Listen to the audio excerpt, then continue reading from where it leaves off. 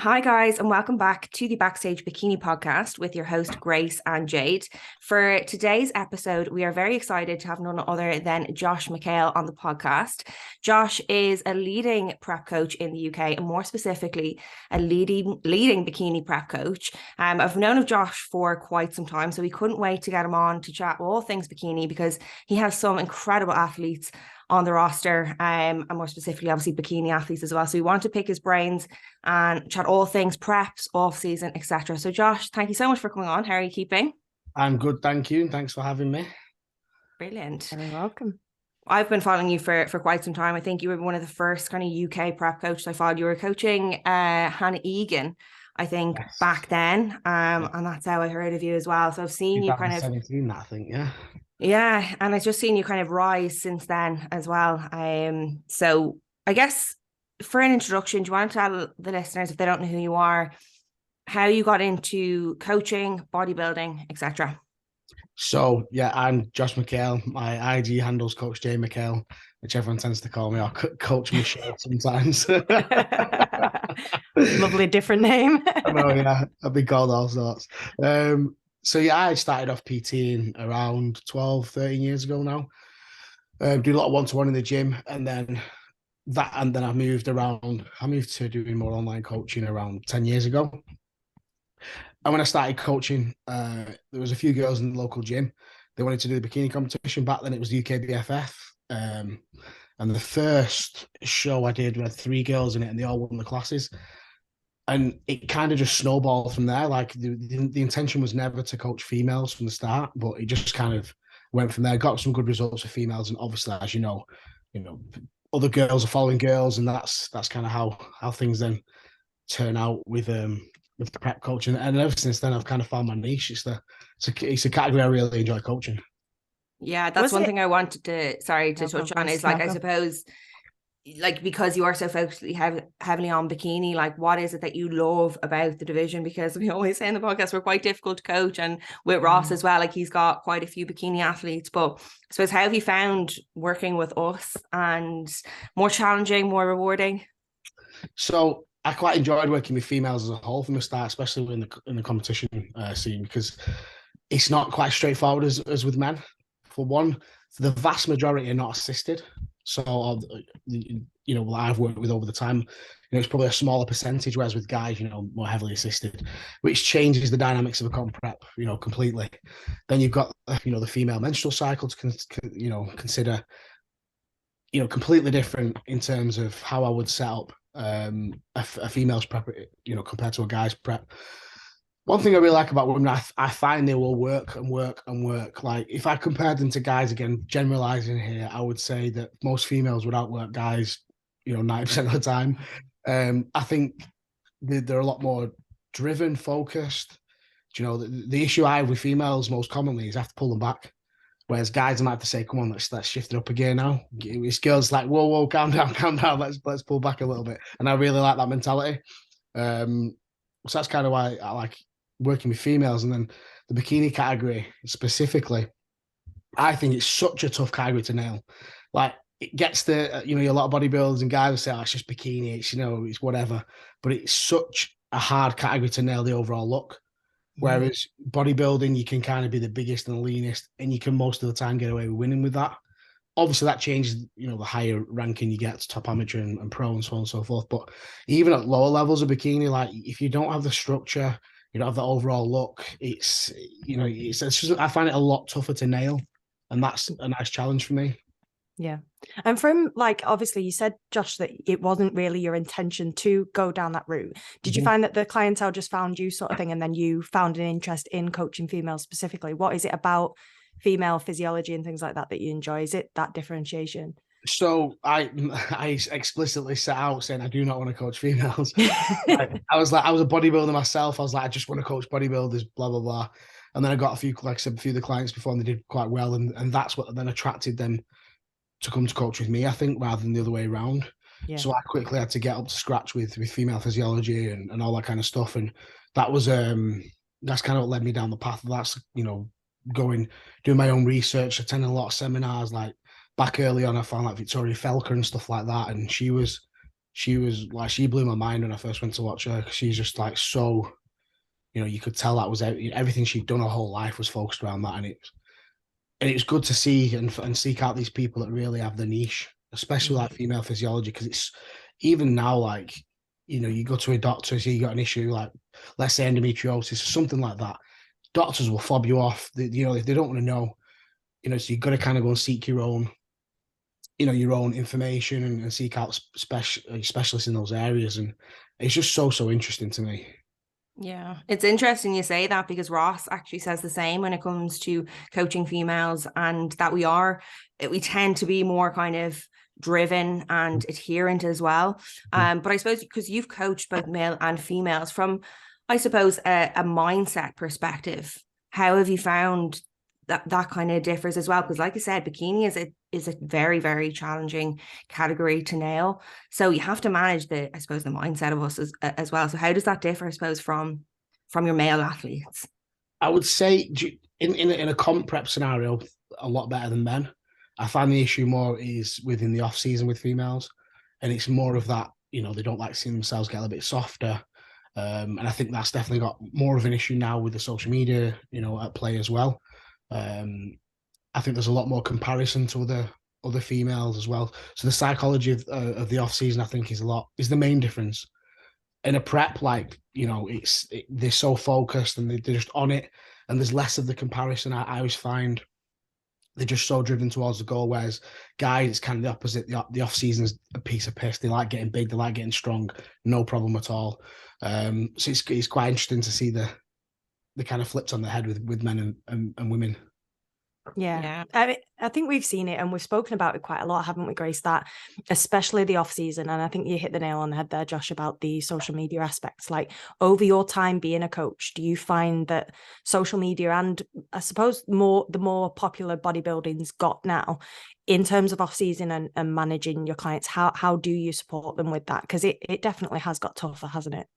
Yeah, it's just bringing it back to them and making sure they're aware that everything is so individual, like to how heavy someone sits in an off season, to how lean someone stays, the difference between an assisted athlete, a natural athlete. It's just pounding home that reminding them that everybody is so different, that you cannot compare yourself in each of the phases. As you'll know, both dieting for shows yourself, the calorie range that some girls can be on, the amount of volume that some girls train at, and so on and so forth. The individuality is massive. Yeah. So that's the main thing I always find myself talking to female clients about, is more so let's stop comparing to other people. This is where you're at. You're at a completely different part of your journey than someone else. This might be your first show, that might be their 15th show, or whatever. And especially at times like, with the bigger shows on like the Olympia and the Arnolds and stuff like that, there's a bit more of a buzz around bodybuilding on social media. And I think with females, it's a little bit different as well. I always find that, and again, learn from speaking with clients, that I think you girls get a lot of attention in prep on social media, and I don't think you get the same in off season. And I don't know what that is. Like, it baffles me, that, because something I've always like really tried to emphasize with all my clients, that that this is the most important part of where you're going. Yeah. I do feel like social media has almost taken away the kind of off season enjoyment, because a lot of people might follow you on prep, they might not be in the industry, do you know, the kind of way, and then you're all of a sudden this like different person that they followed. And that's what I found anyway. And it's like, I almost get afraid to kind of post my shots, because people are not interested. Your attraction does go down, but I do feel like more and more people are being open about off seasons as well. And what I noticed particularly about you, Josh, following you, is like, you share a lot of your clients in their off season. Not many coaches do that. A lot of coaches will just share preps, and then like sometimes it is on the coach as well to make you feel good in your off season as well, making sure that you're sharing them and being like, no, I'm really proud of your progress, I'm not trying to hide it, I'm showing the world how great you're doing. And then that has a massive impact on the mentality of us as well. Definitely, that's one thing I've always made a point on, whether someone's in their off season or diet, because again, for me as a coach, if I want to draw clients in, I would just post transformation, I would just post stage pictures. That would benefit my business way more than posting off-season pictures, but it's not what I'm about. I do really want to hammer on, because when I get a client on board, I want them to value that off season, and I want them to be okay with that, because I'm going to get way more out of that athlete then as well. That's it. But I think you want to bring that athlete through multiple seasons, and you want that big result at the end. And we always bring up the word longevity, but it's the same when it comes to coaching as well. Like, you don't want that client to just prep for 12, 16 weeks and then hate themselves in the off season. And then they're saying, see you later, Josh. I don't want to jump on board because I hate my life. Do you know? Yeah. You want them to feel validated in that phase. 100%. And I think you can see that with your clients and the retention, Josh. I mean, from an outsider, certainly looking in, I know that clients have joined your team and stayed with you for a real sort of substantial length of time, and that progress. I'm spitfiring names, but Jodie Delande for a start, she's been with you for such a long time. Is there anything in particular that you find more beneficial? Obviously, the longer, we know that the longer you work with a coach, anyway, that's always going to stand in your favor. But are there things that you find develop with your clients, given that time to coach them and work with them with the mindset and things? Does it? Definitely. I think the more you get to know someone on a personal level as well, the more you can get out of them. Some clients will be very open from the start and they'll be fine. They'll tell you everything, which is really helpful as a coach. Some people take a little bit longer, but once they start to be more open and communicate better, as they get more comfortable with you, you'll get way more out of them.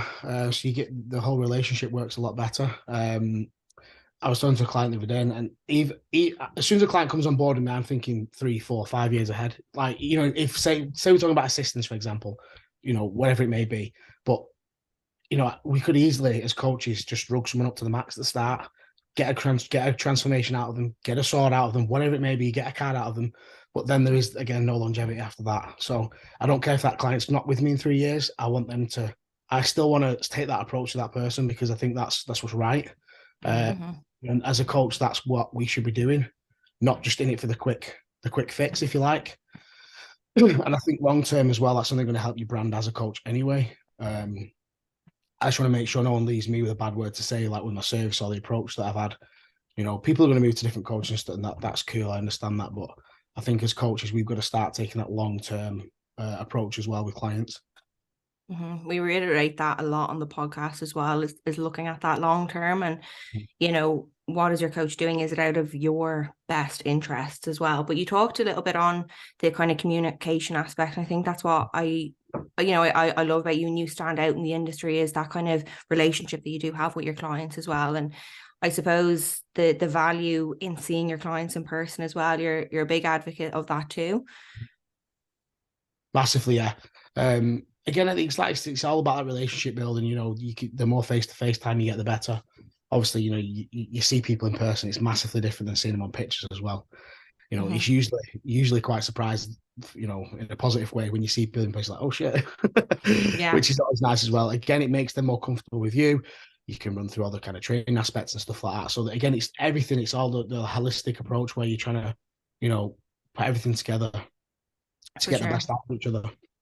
Absolutely. And I suppose in terms of like prepping females as well, you said like I definitely agree that, we can be more adherent, I suppose, on a prep and all season, but it does come with its own challenges as well, especially when it comes to how low our calories have to go and the recovery element of things, and obviously cycle going and blood work and hormones being off, and I suppose just our tendency to be more stressed. But what have you found the hardest when it comes to your clients as well, and both natural and enhanced? Yeah, and again, there's a massive difference between some people. I've got clients that probably need to take a year out after every season. Just from a recovery perspective, it might take them 6 months to get back to a good hormonal set point. So then, we've really only got 6 to 8 months of actual growing. So the minimum time away from stage needs to be a season. Where some clients, I've got McHale going back on prep now. She's been off prep for 4 months and she's back to it. No issue with the blood work, even the back end of prep. So she's good to go. Body's responding fine. That's cool. So again, very, very person dependent. Just make sure you're on top of like blood work, how they're feeling mentally, physically. Even if they are natural or assisted, there's such a difference between girls. And this is where a lot of the frustration comes from. And they go, why is my body not responding like that? Why do I look like this in the off season? And, you've got to kind of hammer home that people have different set points, that they're performing optimally, if you like, and the health's in an optimal position. Yeah. I mean, from a prep standpoint as well, Josh, like obviously you've just said in terms of taking an off season and how you'd spread the prep out, but do you have specific protocols that you like to follow? Obviously, I know that they're always going to be person dependent in terms of actually approaching and sort of starting a prep, but do you have specific prep approaches that you work with your girls? Are the lengths of times or length of preps that you like to adhere to or set in stone for most? What does it look like for you? So for the most part, as a rule of thumb, I'd say most preps are 120 weeks. Making sure we're not coming into that prep with too much body fat to pull off. And again, if you have more of an off season, a longer off season, you're able to manipulate a set point a little bit more. Whereas if you're coming off the back of a prep and someone's gained a lot of weight, then you got to go straight back into a prep. You've got a lot of weight to pull off, and then you're just kind of back in that cycle of going from one extreme to the other, not having time at a certain set point, maybe maintenance or whatever. So yeah, the main thing for me is making sure we have that start point for prepping in the position we want it. It's not always going to be the case. There's obviously multiple factors where people are constricted to certain times they have to compete or whatever it may be. But if I had the idea, if nothing was an issue in terms of time constraints, then I'd make sure we'd have a year off. Potentially, if they need to grow a lot of muscle as well. Again, some girls don't need that time. They're just kind of refining the physique. The muscularity is where it needs to be. They're just kind of refining things. So they don't need as much time off from that perspective either.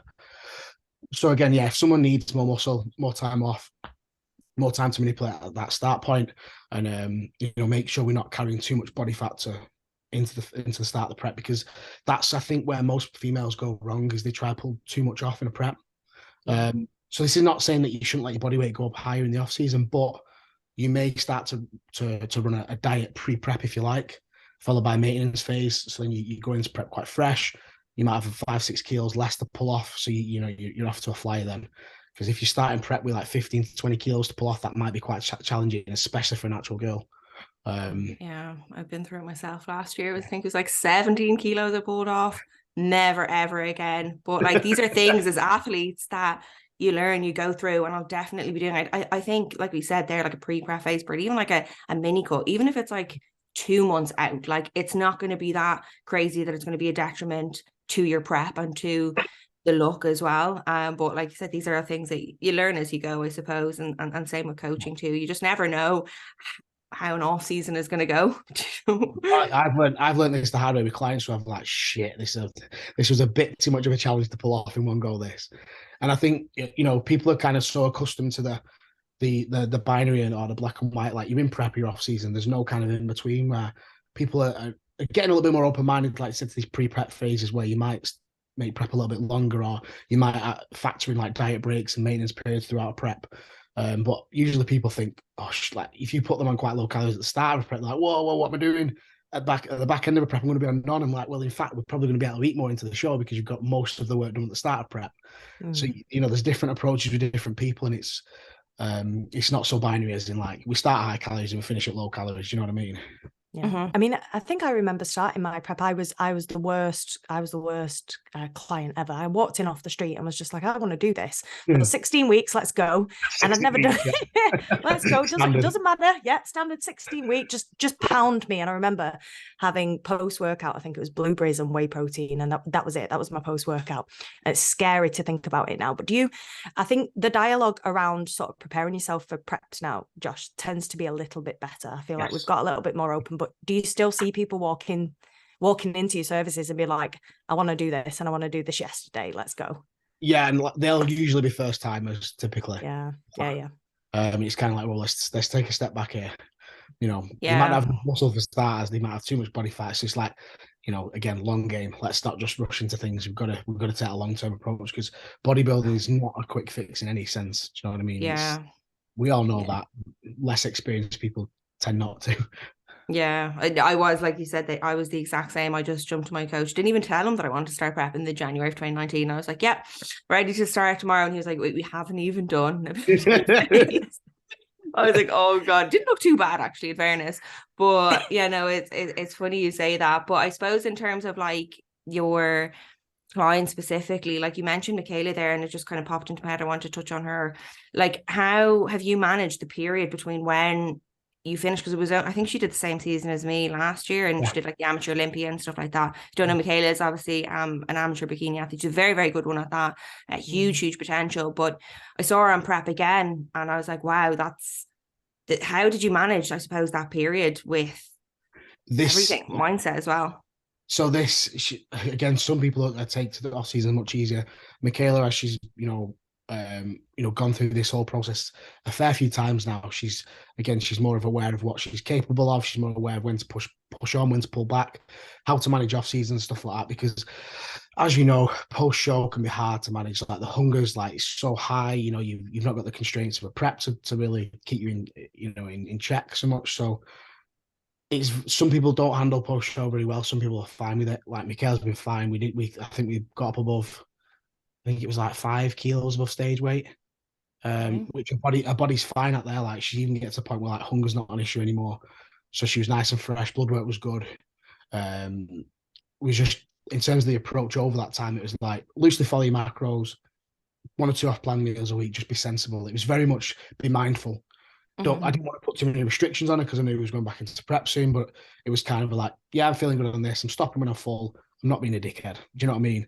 Sure, which is people are fine doing. Others are like, you'd have to be like, right, we need to stick to these calories. We need to start tapering up over an X period of time to get into that spot. So it's, again, some people bounce back from a prep a lot better than others. Like I said to Michaela, like you're just built for this. You know what I mean? Like you are, as a genetic individual, you're built for this. Whereas some girls are not, and it's a lot harder. Yeah. Would your approach be the same when it comes to like post show? Like you said, would it be like a slow kind of verse, or is it kind of dependent on the individual? Like you said, I suppose where their headspace is at, how experienced they are, etc. Yeah, so straight away I want someone back at maintenance. I actually kind of want a girl to gain a good bit of body fat the first few weeks post prep. Start regulating that hunger a little bit better. Obviously, from a hormonal perspective, that's heavily mediated, heavily dependent on body fat levels. So the sooner they get up, the better from a hormonal recovery perspective. And again, it's just making sure you're not, getting too far. Too much. Yeah. Mm-hmm. But again, it's interesting. Yeah. It's just interesting you say about kind of 5 kilos when it comes to stage, because I always like bringing up, I suppose, the topic of weight gain off season. And 5 kilos just is like, oh, that's nothing. But over in the States, it's like, oh my God, you've let yourself go entirely. Oh, yeah. It's so different. It's like 10 pounds. Oh God. Back on a diet. Again, for someone, if they bounce back, the health's fine, the hunger's fine, and they're not being restrictive, that's where Michaela sat. Like it's hard to push her above that because the hunger's like, oh no, I'm full. Do you know what I mean? So, but some girls, they need 15 kilos on to feel good. Do you know what I mean? So you can't put them restrictions on it. And I always say, like, something body fat, it can come off. Do you know what I mean? It's not an issue. And it doesn't mean we're going to start prep at this point, but it means we need to get there to get you feeling good, recovered, and progressing in the gym and growing and improving. So the differences are so drastic from person to person. It's crazy. And this is why comparing yourself to other girls is just a big no-no. I think psychologically as well, like we've spoken about it quite openly. My reverse this time around, in my post-show period this time around in particular, has been worse than any of the other shows that I've ever done. Like I've competed 3 seasons now. So from a psychological standpoint, do you see, obviously we know that binging and sort of disordered eating and things like that, it's a loose term really around bodybuilding, because I think physiologically, because we're females and because of the hormone changes and fluctuations, that can be really sort of impacted post-show and even through prep as well. How do you manage that with your clients as well, Josh? Because I know a few of your clients have spoken openly about binging during preps as well as sort of post-show. So how have you sort of armored yourself to support your clients with that as well? It's just talking to them. It's literally just have that conversation, find out what's working best for them. I've had pull clients of meal plans before. I said, right, we're going to eat intuitively, and that has again took the stress and the pressure off people, and they've actually lost weight just by doing that. So everyone, again, it's crazy the different approaches and how it affects people mentally, because people put a lot of restrictions on themselves. There may be no restrictions, but they put a lot on themselves. They're stuck on MyFitnessPal, or they're like rigid meal plans, so they feel restricted on that. And it's very much so just having a conversation with everyone. trying different things, like say, right, we'll try this. If that's not working, we'll try this. And it's just going through that process, because then at least you're prepared for next time and you've got an approach that works. Like I would use Jodie, for example. Like she wants 3 or 4 or 5 days off plan completely after a show. I'm like, go and do it. Go and get your system. And then we'll start to get some structure back, and we'll ease back into that structure. So it might not be like, right, you're back on meal plan 100%, but let's start having 3 meals a day on plan, and let's ease back into that. Because like I said, I'm not too bothered about body fat, unless it's excessive. I'm talking about like, we're really in a hole there. But yes, it's very, very person dependent on that. I've got completely different approaches for different clients. Some are like, right, meal plan the next day. I want to get back to it. Let's get your calories up. Sweet. And they feel good with that. Perfect. Yeah. I think others might be, they're happy with a meal off plan a week and that's it. Yeah. I think you're quite fluid though, by the sounds of things, Josh, with that, because we've spoken about it, haven't we, about sort of camp-based thought processes and stuff. I think bodybuilding itself and the coaching styles, everybody has their niche, everybody has something that they believe in, but it's not often that you find a coach that is as fluid as that in terms of sort of giving the reins to the clients. Is that dependent on their experience, or would you still give them that sort of opportunity to feedback? 100%. I want the feedback. I think if you have a set approach, you're limiting how many results you can get with a set amount of people. You'll get results, but you won't get results from many people, or a small number of people, number of people, if you have a set approach. Obviously, being more fluid, things takes a little bit more time as well. So if you're a busy coach, like, they may not want to do that because it's more time consuming. So that's a big factor as well. It's I think to get the best out of everyone, you've just got to coach them as an individual. Like, it's not mass coaching. When it comes to comp prep, it's not mass coaching. It's, you've got to have a much smaller client base. You've got to have the time to give to people, especially around comp season and post show, particularly post show. People are not stupid as well. I think you've got to give credit to people. They kind of know what the issue is. They kind of know what works best. So it's letting them tell you. And I always find when people tell you the solution, they're more likely to stick to it. Yeah. Let them come up with the answer on their own. All I've got to do is ask the right questions. Absolutely. You just need to be there, I suppose, to mentally nurture them through a time that is incredibly difficult, because I've been through post preps. I know exactly what to do. And I think when you kind of go through it, you eventually realize, and I'm sure your athletes are the same, like that your body just eventually levels out.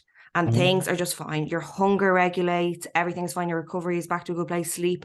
And all of a sudden, you're just like normal again, the kind of way, but you just need to give it time. And like you said, if you were to like box yourself into one mentality, stay on the meal plan, do this, do that, you're creating more issues, and you're creating more issues in the long term as well. And like you said, you want to get that person back into a good place mentally with bodybuilding as well, and the relationship with the process. And the sooner you can do that, the sooner they can make progress and go back on prep. Exactly that. You got clients that like the weight might be going up 2 kilos a week for a long time, and it's like, ride it out. You got to ride it out, because what's the alternative? What else are we going to do? Are we going to start dieting? Well, you're starving now and your weight's going up in the long. So no, we can't diet. Got to ride this out. Get to that set point, like you said, and then we'll deal with that. It's only body fat. That could come off later down the line.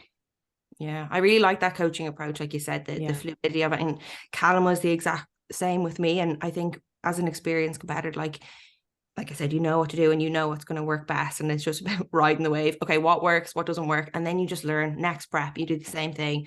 And we always say that, I suppose, not every post prep is the same, but you just learn as you go, and I suppose it's crucial to not be hard on yourself throughout that time and not be so critical. That's the hardest thing. People are very hard on themselves. So as a coach, I'm like, it's almost just trying to be that reassuring voice in the head. Yeah. I think the pressure's out there as well, aren't there? Like if you in air quotes fuck up, like if you fuck up that post-show period, that's it.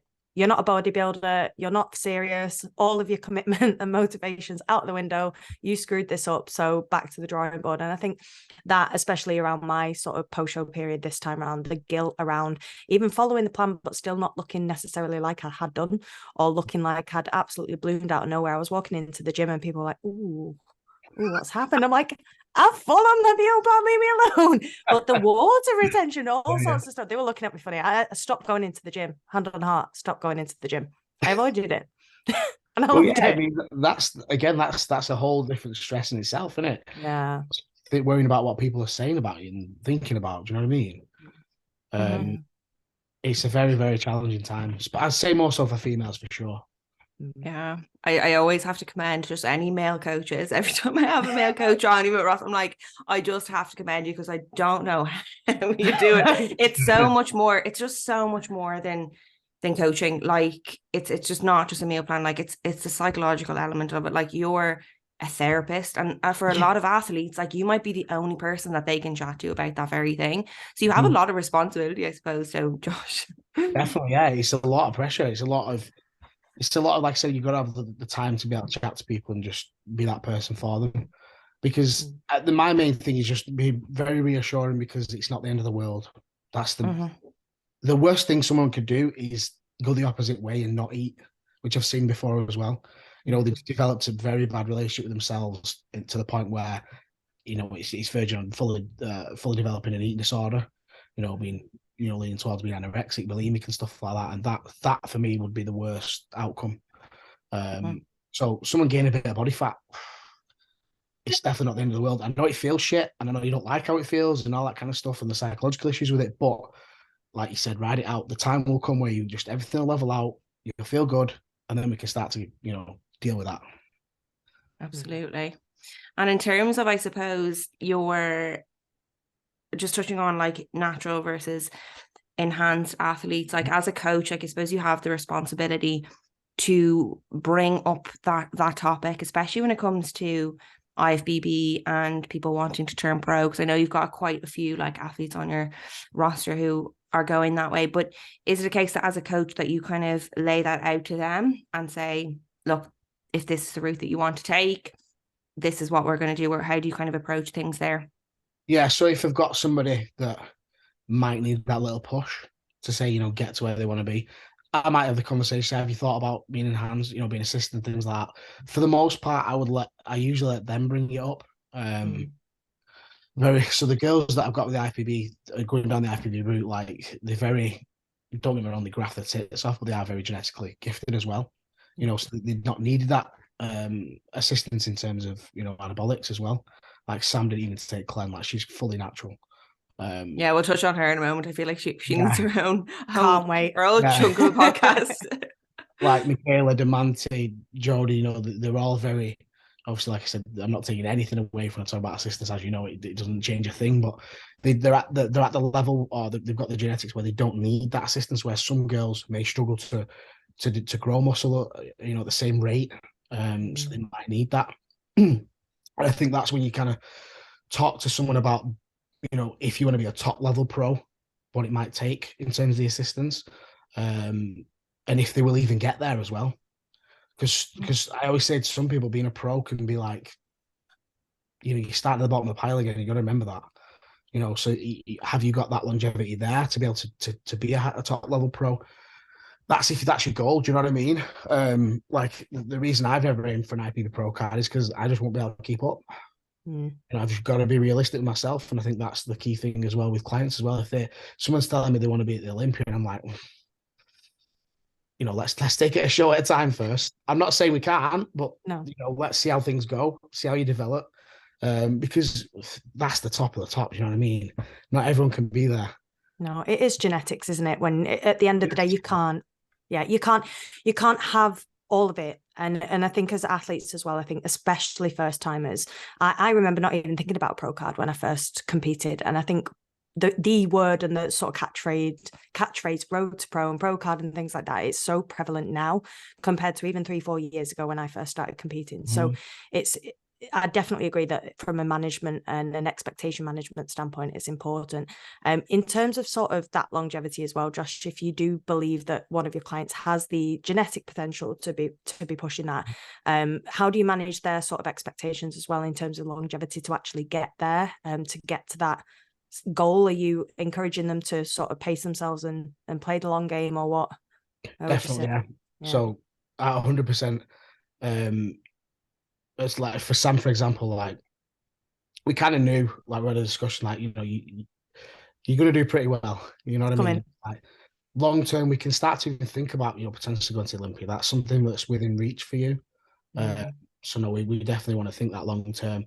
like even this season, the first pro season, you know, we're going to get in front of some American judges, get over there, see what the feedback is from that. We've got goals for this season. Don't get me wrong, but it's also going to be a big learning curve as well. You know, again, Sam's very level-headed. She's very realistic as well. So it's like we might not nail this every show for the first season in terms of what like the American judges might want. But we know we can nail your look on stage. Don't get me wrong, but you know, it's going to be a learning curve, and that's what competing is. Every season, you learn things, you pick up more, you work towards getting that top spot, getting that pro card, getting your class win, whatever it may be. You just get better and better, and you keep climbing that ladder. You know, it's a long game for most people. You know, not everyone will get a pro card the first season, the second season, even the third season.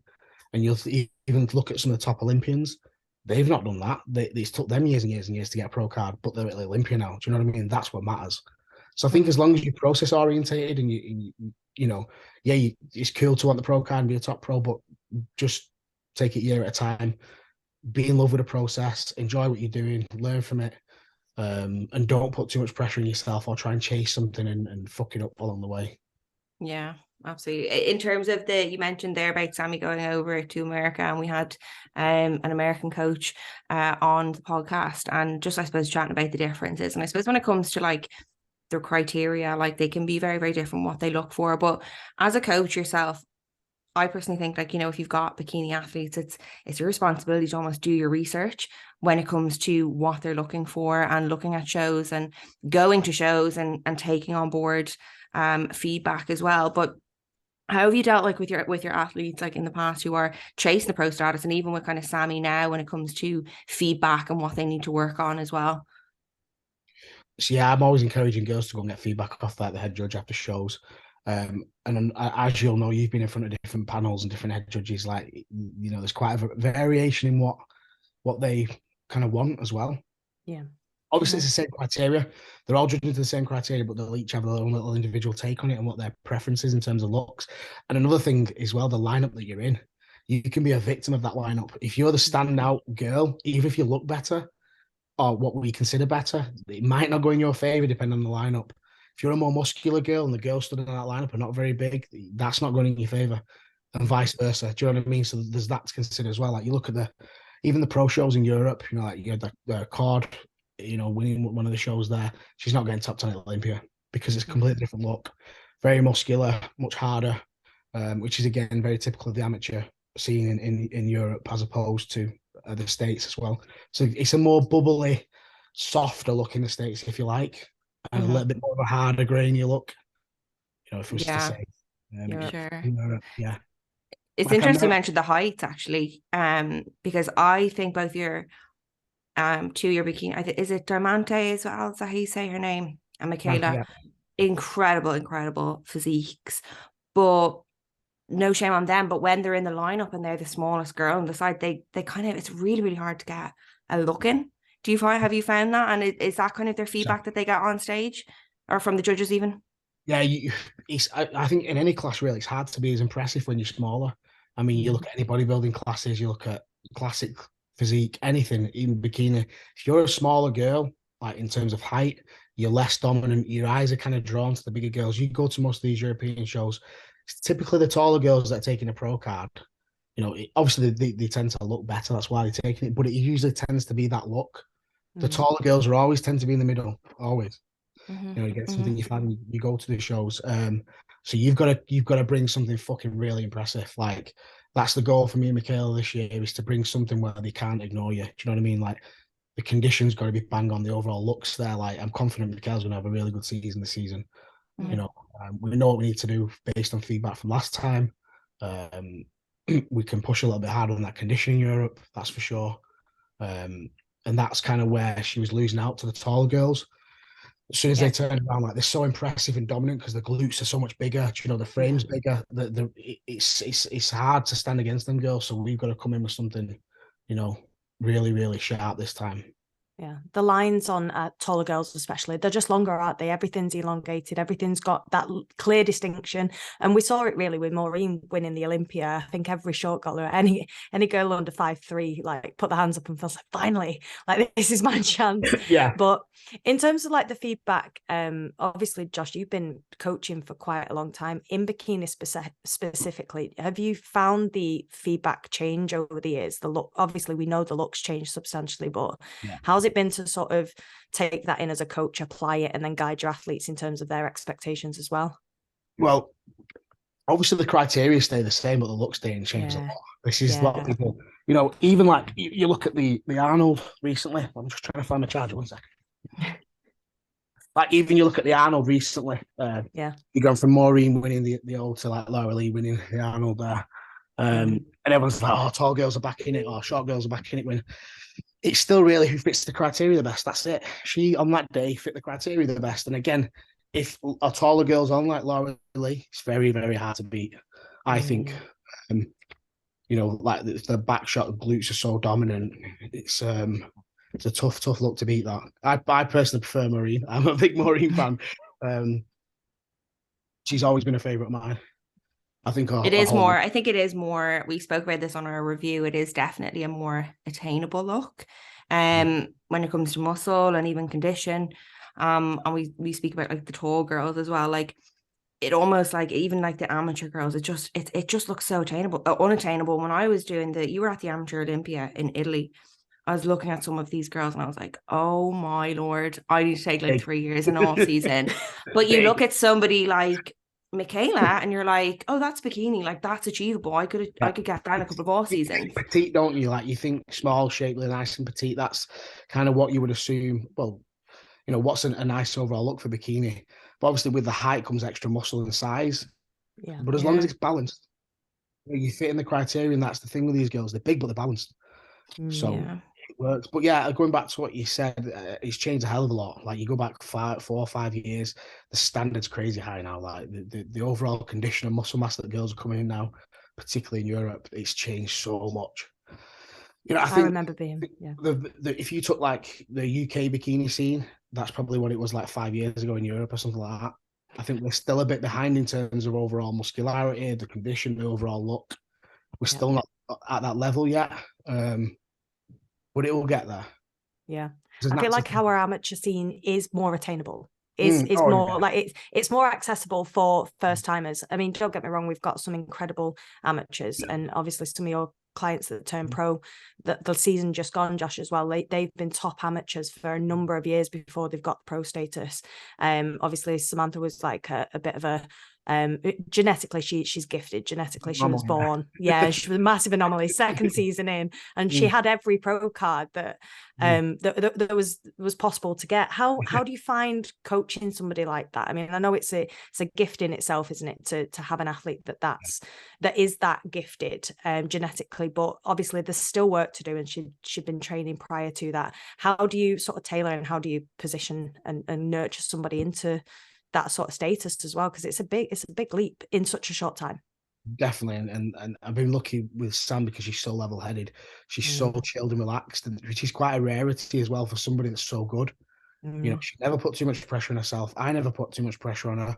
It was kind of like, you're looking pretty fucking good here, so let's keep this going and let's see where this goes. And that show she won a pro card, it wasn't even planned. It was kind of like, you're doing a regional, so why are we not doing a pro qualifier? Like you're gonna smash it. So it's been very much kind of very low key, and there's not been much of a fuss about it or anything like that. And I think that's really worked in her favor, and I think that works in most people's favors. And like Michaela again, I'm talking about these because obviously the IFBB route, but they're very just chilled and they're not making a big fuss of the prep, or they're not putting too much pressure on themselves, and it works so much better. Again, just making sure everyone's more just process orientated, just focus on the process. Let's keep getting better. And then naturally you will get to where we all want to go.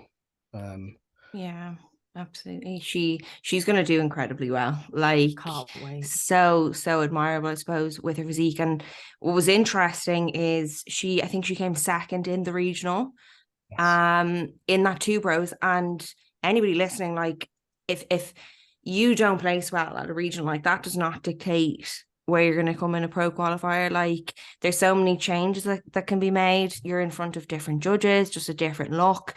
And she proved it there. And it's similar to like the Olympia with the Arnold, sorry, with Laura Lee winning. Like, so much can happen in that time frame. So don't, I suppose, dictate your worth as an athlete off one show. I think that's what was really, really admirable, because I was in that kind of same boat, and anything can happen in a matter of weeks. Oh, definitely. You've seen so many girls that have even won classes in some qualifiers, and then they go to another qualifier and they don't even get a medal. And that's how much you can change. Again, it can change on the look you bring, it can change on the lineup that you're in and the judging panel that you've got. So, yeah, I always thought, I remember having a conversation with Sam after that show. I'm like, forget this result, forget it. Don't let this have any impact on what you're going to do, because a lot's going to change. And it did. And it does knock your confidence. Like, she was like, am I even going to be good enough? I'm like, are you fucking mad? But that's what it does to you. You know what I mean? Absolutely. It really, really knocks your confidence. Which, it's gonna, but you've got to just, I don't like saying trust the process, but keep working and keep getting better, and you will be ready for it. And I think as well, like, sorry, no, go for it. Like especially when it's not a muscle mass issue or a structure issue, if it's just like coming a little bit sharper, then you go for it. If you're not getting told like you need to be 3 kilos heavier, then definitely yeah, and it could just be who they like the look of on the day, the different judges.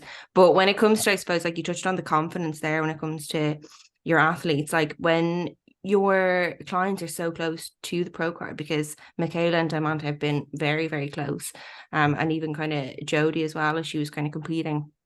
How do you manage that mindset? Like, because some people might be like Sammy, they might be very, very humble, and other people might be, I'm getting it, and almost expect it. Like you said, a lot of people kind of expect their pro card nowadays, and then the way they don't get it. But how do you manage, I suppose, the feelings that come off the back of it?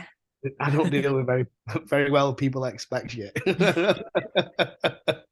It's not for me, that mindset. I'm like, some people need bringing down a peg or two, and not in a nasty way. I'm just like, we can't be that arrogant, we can't be that confident, because you just don't know who's going to turn up. You might be really fucking good, but you cannot. As a coach, as an athlete, we can't guarantee a win. We can't do that. That's one thing that's going to be down to. We can do our best and we can bring the best luck, but there's a lot of people that will spit the dummies out when they don't win, and it can. As a coach, that can be very, very hard to manage as well, because you can't say much to them people. They're very much like, I deserve this, and it's not a good mindset to have, I don't think. You should be confident in yourself. You should back yourself all day, but never be arrogant with it. That's sure. And even with, I suppose, like your more humble clients, like when they don't get it, like how do you manage their mindset then going into either another show or the next thing? Because it's always been so close for those girls. Definitely, and that was been a biggest factor in determining what we were going to do next. So, like McHale and Diamante last season, we did quite a lot of shows. McHale was winning every class. So I'm like, so it's a no-brainer. We've got to keep going. That was a no-brainer. Diamante was like, she won the regional. Previous year she'd won the Arnold's beginner in a class height. She was close to a pro card there. It's like we need to keep going in and just get in front of different judges. But as she got in different lineups, she started placing worse. The actual look we brought was better. Like, if you look at the regional to where we ended up, like it's night and day. So much tighter, smaller, because obviously she's quite muscular, which was not going in her favor for most of these shows. So it's like we kind of had a discussion, like, right, when should we think about wrapping this up? How many more should we do? Give it X amount more tries, and then we'll go away and work on what we need to work on. Yeah. If someone's close, I'll encourage them to go again. Yeah. Yeah. Are you strategic with which stages you put them on as well, Josh? Because I know some coaches are quite specific. Obviously, like you said, there is a big difference in terms of the look versus the UK and the USA, and then obviously the European looks much harder, much denser. Are you strategic? Will you direct your clients and be like, listen, I really think you fit the stage better, get up there again? For the most part, I would typically send most of the girls to Europe, either to Amateur Olympia, because I think that's it's a no-brainer for anyone, because again, if you're in a lineup with tall girls, you've got a little bit more of a chance if it's close. Or if it's just close in general, if you miss out a point on a pro card, you're pissed, aren't you? You know what I mean? So not happy. It makes more sense to go do an Amateur Olympia because of 3 cards there. But for the most part, I want them studying the best lineup they can be. you know, again, I'm very lucky that the clients that I've got, they're very much of the mindset that like I need to look like a pro before I get a pro card. I don't want to go for like what's considered an easy show or anything like that. Like, let's throw yourself in at the deep end and see what happens. Because if you can't win the hard shows, you're at the bottom of the pack anyway. The work's got to be done at some point. So you may as well do it now rather than be a pro and then, you know, try and have to catch up. Yeah, it's got to be done at some point. So let's just get yourself, you know, in the best kind of lineup we can and go from there. Yeah. Unless you're like Sammy and you can kind of just get away with being a freak. Out my way. Or like, yeah, literally. She's just like, because so many people, she's been on the Team Elite Physique podcast. I don't know if you've seen that, but really high level coach in the US saying that she's going to go to Olympia. But I suppose, I wonder, we need to get her on and just chat to her about that, because there must be a tremendous amount of pressure when you go from just amateur to pro to pro to pro, and now people are expecting you to go on the Olympia stage. You know, like that's huge pressure. Yeah, if you had Sam here, you'd know she's so laid back. She's almost horizontal, which I'm very much like that as well. So that's why we kind of get on really well. But I think you need to be like that. If you put too much pressure on yourself, you'll end up folding up most of the time. You know, you see so many people that end up stopping doing this because of the self-inflicted pressure. You know, whether people start to try and go all in from day one, you know, and they very much live that bodybuilding lifestyle where they don't have any kind of anything outside of it. They might last 2 years, but they're only lasting 2 years. You know what I mean? Whereas someone that's a little bit more flexible with their approach, they still have the stuff outside bodybuilding. It might take 4 years, but at least it's still there. Do you know what I mean? Yeah. And I think that's been what I've tried to do with my own bodybuilding as well, is not be that guy that's like, you know, I don't see anyone any time of the year. I'm not locked in a hole all the year trying to be this best bodybuilder or anything like that. But I'm still doing it and I'm still around. And yeah, I'm not a pro, but I'm enjoying it, and that's the main thing for me. I think that enjoyment is so, yeah, we've spoken about it, haven't we, Grace? Like that enjoyment, it can make or break a athlete journey. And whether you choose to be an amateur for the rest of your life, whether that pro status is not something that you're even bothered about and you don't give two craps about it, and you compete for the enjoyment of it, or whether this is a competitive outlet for you. Because I know, Grace, you are very competitive. You enjoy that element of it. But sort of having that enjoyment, and we talk about the health standpoint, but then the mindset, longevity, and actually enjoying and being present in your athlete journey is just, I feel like it's lost sometimes. Do you find many clients sit there, or do you have any clients that actually enjoy it just for the sake of getting up there, or is it a lot of it competitive? For the vast majority of my clients, it's competitive, no doubt about it. But they don't want to lose certain aspects of their life for it as well. Yeah.